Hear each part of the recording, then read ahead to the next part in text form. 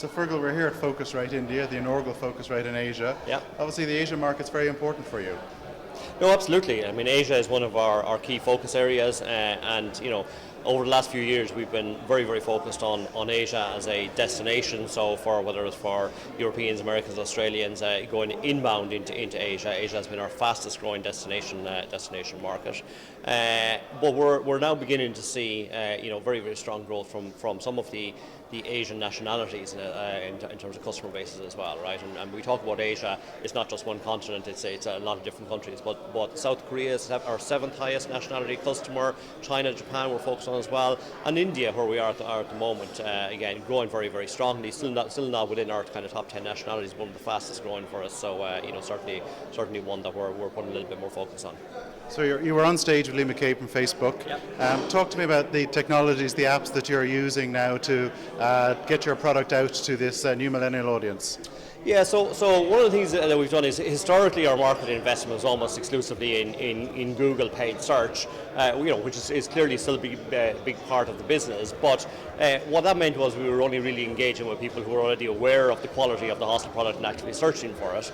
And we've now begun to invest a lot more in raising the awareness and changing perceptions through brand advertising, and whether that's offline or online through the likes of Facebook, Instagram, YouTube, and so on, and we're seeing some really, really great results from that, and we're seeing the results from that coming through, both in terms of increased direct visits to the site, downloads of our own mobile booking apps on both iOS and Android, and also then in better efficiencies coming through on our paid search channels as well. So certainly something we'll be doing a lot more of, and I think our customer audience, they're a young millennial customer group. They're on Facebook, they're on Instagram, they're on all the social channels, and if that's where they are, that's where we got to be too.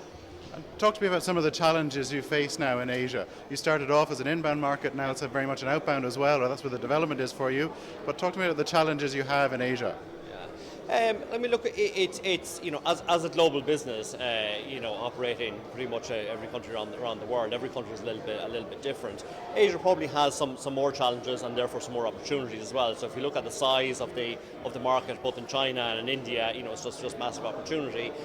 But some of the kind of cultures around travel, number one, but also around use of the internet, comfort levels with booking online, but also how they search, what social platforms they use, and the payment methods are a little bit different than what we might see in other parts of the world. So that's probably more the case in China in particular, where there isn't Google, there isn't Facebook to some extent. It's not the regular credit cards. It's more Alipay and WeChat Pay. Other Asian countries a little bit more similar to the kind of the Western countries. But look, they're all challenges, but good opportunities for us as well, given the size and the scale of the market, and I suppose also the fact that the demographics of some of these countries, they're young, they're beginning to travel internationally and be more interested in value options. So tell me, I've known Hostelworld since the year 2000, so you were one of the first to engage the social world, the web, the digital world, but there's a lot of players now. So tell me, how have you managed to react in terms of dealing with these new entrants into the market, obviously Airbnb, etc.? So look, there are a lot of players, but there's nobody else who is focused on hostels, and that's what we're focused on, and that's what we do, and we do it very, very well. There are obviously a lot of large, what we refer to as generalist online travel sites, and then there are also players in the vacation rental space as well.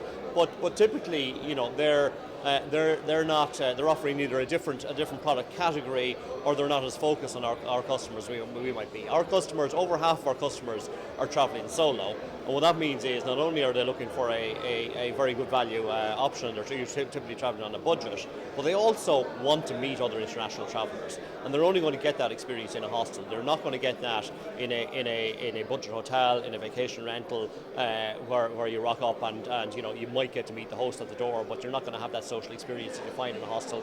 That's what's unique, what's special about hostels, and the fact that we're focused exclusively on hostels is what makes it special and allows us to succeed. So 20 years ago, a 20-something or a teenager, when they thought about going backpacking or international traveling, they thought about hostels first.